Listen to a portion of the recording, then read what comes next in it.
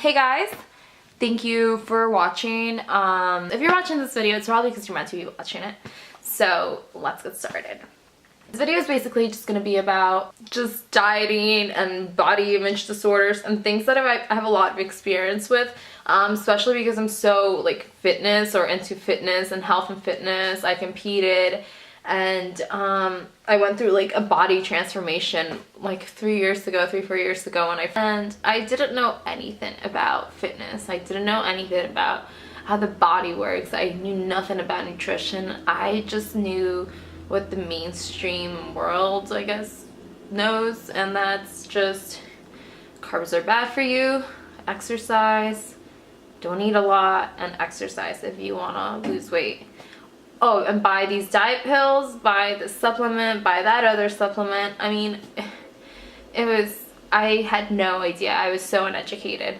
So at this time, I think Instagram started to become very popular, and I realized that like a hashtag like Fitspo, I like searched it, and it was all these like beautiful like fitnessy like girls who were all skinny. They all had like beautiful clear faces. They all like took beautiful pictures with. I remember like just looking at these pictures, I was like, oh my god, those freaking abs, like I need those abs so I can look good in my outfit. So I would go on these pages and check these people out, and I'd see them just drinking green juices, like smiling like, ah, my green juice. And I just remember thinking, oh, okay, like what is this? Like let me give it a try. And I remember being like thinking that was so hip and cool, because I would like go home and like buy my kit. I just like saw a bunch of juice recipes, like 3-day juice cleanse or things like that. So I was really hooked on that, because I'm a type of person that like, at the beginning, I was just like, well, I just want abs, and like, I want them like now. So what can I do to get them now? And I started doing insanity videos in my basement and with P90X. And these are like hour-long videos. And insanity videos are actually pretty hard. They're like hardcore cardio. And I would do like 2 of them a day, plus run like 5 miles, plus do like an hour-long like P90X body video. And I would work out for so many hours because I didn't know, and I started eating healthier and healthier and healthier, and like gradually I would start eating less and less and less. And of course, it's my first time working out. Anyone who is knowledgeable in fitness or in exercise science can let you know when a person first starts working out, they're gonna see results pretty quick. Versus someone like me who's been working out for a while, I'm not going to see results as quick as someone who is just starting. Especially, I didn't know that, so at the beginning I was losing so much weight, and I was like, wow, I love this. Like, I'm going to be fit in no time. And it's so funny because I don't have my phone on me right now, but sometimes I'll catch myself like when I'm alone and I'm just like on my own Instagram, and I scroll all the way down. I feel like I stalk my own Instagram more than anything. And I look at the pictures, and it's just so bizarre to think how naive I was. And I look at myself and I'm just like, oh, I wish I could like go back and like hug that little girl and just be like, just like hug that little girl and be like, it's like, don't do any of this. It's so like, Jesus Christ. Okay, I'm gonna bring Bob because I'm getting like so emotional. Okay, I got like so emotional because it's like so like emotional to think about it. So I brought Bobby out because he always makes me feel better.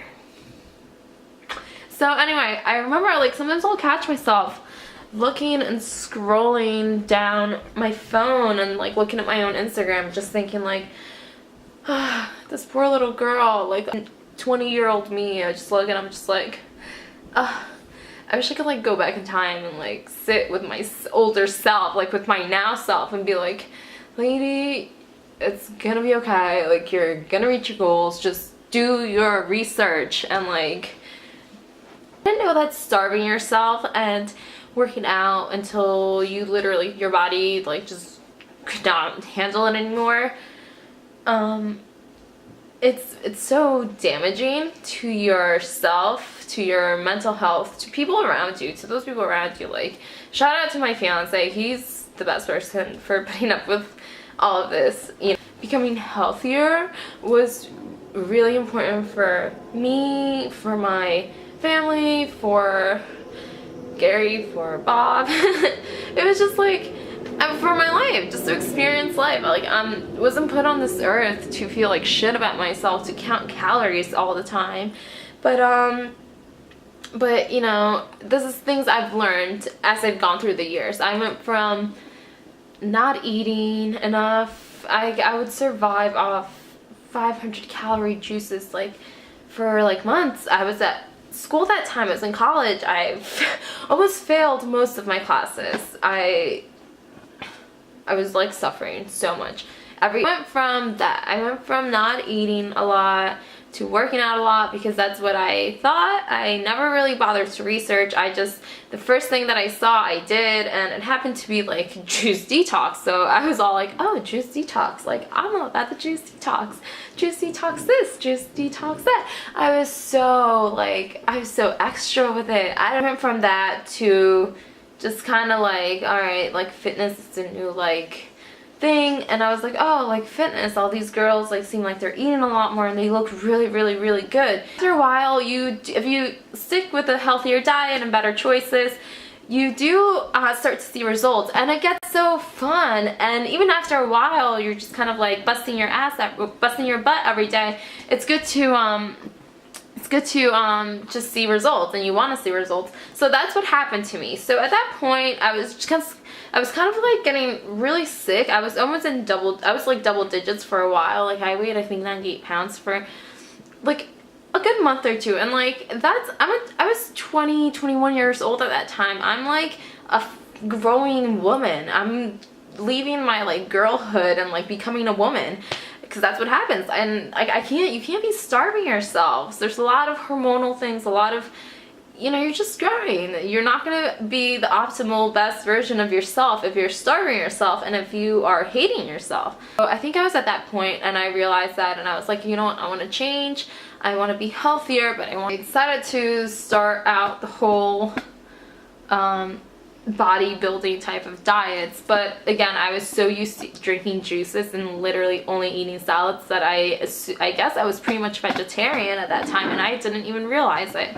But I did watch like a documentary, and I was like, oh my, I saw what happened to the animals, and I learned like facts about how it destroys the planet and how we could literally end world hunger. Once I saw these documentaries, I was like, oh my god, like, I'm not eating this stuff. But then I would religiously go on bodybuilding.com every single day during this time period. And all the articles were like, protein, this, protein, animal consumption, meat, eggs, dairy, protein. And I was just like, I gotta eat protein if I want to gain muscle. Like, I gotta eat protein. And then I started to learn about like how to count calories, and like, you know, I was just reading all the bodybuilding articles. And it's great information. Like, I'm not knocking it down or anything, but that's what I initially like learned. So I decided to become a vegetarian, and I was eating a lot of cottage cheese, a lot of Greek yogurt, because it was low in carbs, high in protein, and I had a sweet tooth, so I could just literally live off cottage cheese and apples and Greek yogurt and berries. That's kind of like how that whole bodybuilding thing got started. It's so funny because now I know just how terrible this carcinogenous dairy is, and like how, if you actually know the process of how dairy and like how whey protein or casein protein is made, you probably would never drink a protein shake again. So I'll leave it to you to Google that if you want. But I started doing all this, and like, I was seeing really great progress. And at the time, my fiance was he was all about like the gym, like, you know, like every other guy was, which was cool. And it was to the point where we started dating, and I was like, oh, like, I want to like hang out, like, I'll go to the gym with you. So he's like, sure. And I was like, okay. So we went, and like, I really liked it. I loved it. So like, I was like determined to get this stuff on my own. So I'm like, you're a girl, and you're a girl, and you start going to the gym with your boyfriend, you're kind of like just behind him, and you're doing bicep curls with him, and really, you're just like, shit, I want to learn how to squat. I want to do all this cool butt exercises. Like, why the fuck am I doing curls? So that's how I was. I was like, I don't want to work out with you. Like, I hate doing chest. I don't want to do chest and arms. I want to do legs and butt. So I was like, Gara, like, let's take this fitness to our next level. Like, let's compete. So I decided to start prep. Now, mind you, at this point, I'm starting prep after having like the worst, like, experienced dieting and losing weight ever, pretty much like developed disordered eating, thinking habits, body dysmorphia, and at this point I'm just like, let me compete. Like, it's gonna be so cool. And it was awesome. It was probably one of the best things I've ever done, because even though it seems like it's like so bad, like, oh, I wish I never competed because it gave me body dysmorphia, honestly, I had those problems way before I decided to compete, and my whole thing was just a result of being insecure with myself, just looking for approval from other people. And because, like, you know, in society, like, we're human, we want people to like us, we want to be accepted, we want to be liked. And as a girl, I feel like and I'm sure guys feel different pressures, but I can only speak for myself and for girls and kind of like for women. We get a different sort of pressure. I feel like all of those problems and like the body dysmorphia and things like that, those are things that have just stemmed from childhood. I'm sure there's, like, you know, some psychological shit, I don't know, you know what I mean though. I do think it like took me to a whole different level in the terms of just disordered eating. Like, I went through hell and back during that prep. I remember I had specific meals, like there was no cheating allowed in my diet, like absolutely none, not even an extra piece of asparagus, because it was written out. It was written out how much like asparagus and exactly how many almonds I had to eat. So coming from that background where like just like having a bad relationship with food and with my body, going into a prep where you were told exactly what to eat for X amount of weeks, and you were gonna be basically, it's a beauty pageant.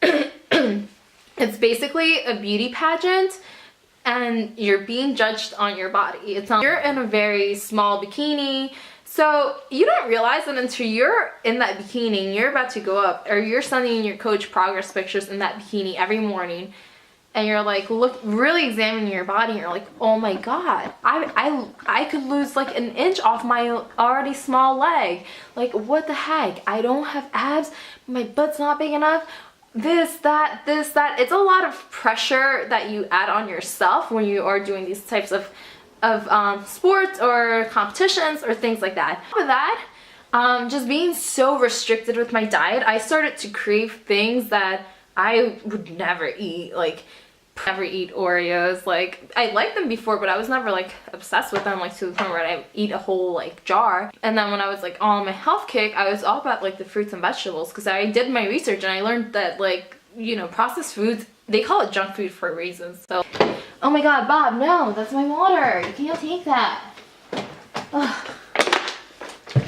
So being so restricted, I feel like made me just crave all these foods because I couldn't have them. So are you the type of person that you know you can't do something so you want it more? I feel like a lot of people are like that. So I'm like that. So when you tell me like you can't eat anything else besides this, in my mind I automatically like started craving shit because I knew I couldn't have it. So it would get to the point where I would eat food and feel so bad if I eat an extra like almond or something, like Sundays, meal prep Sundays, when I had to cook every freaking Sunday. Oh my god, I'm never gonna forget this stuff. When I had to cook every single Sunday, I like the smell of fresh food, like this was during my prep, the smell of fresh food, like orgasmic in my nose, and I just wanted to eat everything in sight. So I remember I used to cut my yams and bake them, and they would come out and they would just be crispy, and like my whole house would smell like a sweet potato. And I was just like, oh my god, like I need to eat these. And I would eat them, and then I would feel like shit, and then I would like go in my basement and like cry and be like, why did I eat this, as I'm running, because I thought, okay, well, I ate this extra food, so let me just run to like burn the excess calories and even it out. Oh my god, it was every freaking Sunday I prepped. It was awful. You're starting to see that that's where I kind of developed a binging like thing, where I would literally binge, and like sometimes they were like crazy binge. So it's like if there was ice cream at the house, a whole gallon was gonna be gone in like an hour, and then I would just go downstairs and like do like 100 squats and like run like 5 miles. So I would eat and then like do like an extremely disgusted amount of like exercise. So that's kind of what happened. And then after that, I kind of just decided that I you know, this whole thing went on for like 4 years of my life, the past 4 years of my life, pretty much. And I've been maturing and adulting during that time, so I feel like now I can look back and hug myself and accept myself and forgive myself for just how bad I treated my body, how like just not smart I was in the sense of not taking it upon myself and do my own research. And I feel like now I can say, okay, like I know kind of what happened. I'm gonna like share it with people because I know there's people that go through it. I've talked to so many people, and like you're like, oh, you felt this way too? And like competitors, people who didn't compete, just random people I've met, and you talk to them and you realize, oh my god, I feel like a lot of people feel some sort of self-conscious about themselves. Like maybe it's not your weight, maybe you're conscious about your nose or your hair or your mouth or your eyes, the way you sound. I mean, I feel like we all have our insecurities. And I think that a lot of people, especially because fitness is getting so mainstream now and so big, I feel like, you know, I think I have a lot of experience. I've made so many mistakes and I've learned so much from them. So I definitely want to be, I feel like it's almost like my duty in a way to just share it, so someone who is starting their fitness journey or kind of going through similar things that I went through can just watch this and maybe learn a thing or two. So the main thing that I took from all of this is that I'm not gonna like, it's just like a way of thinking. It's really, all of this is just your mindset. You just have to get to accept yourself and love yourself, and then you can still have goals. You can still, if you have some sort of just any type of insecurity, like don't let it stop you from doing what you want to do and what you are passionate about. I think that's so important, and it's taken me 4 years to learn that. Like, I mean, I started a blog, I had a like a training business thing that I had gotten started. I had it all planned out. I had like a logo made, a shirt made, and all of this, and it like just never felt right to go through with it. I think half of it was because I was so immature, and then the other part is just the timing wasn't right. It was all like the basic fitness things that I don't believe in any of that stuff anymore. So I feel like it wasn't meant to work out. Something now is meant to work out. I feel like my message, I feel like I know my purpose and like the message I want to spread. So that's why I'm recording this video. It's Bob's turn. Hi, Bob. Look, it's you. Look, Bubba's. You're on the camera. He's the best thing ever.